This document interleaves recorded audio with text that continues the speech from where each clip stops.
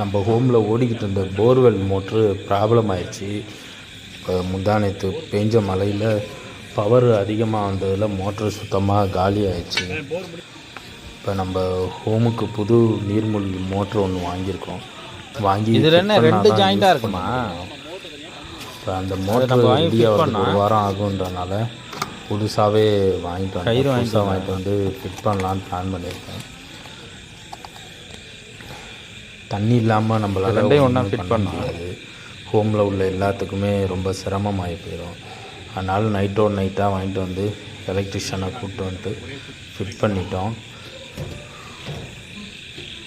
இதுக்கு பார்த்திங்கன்னா ஒரு 20,000 ரூபா வரைக்கும் செலவாகிடுச்சு.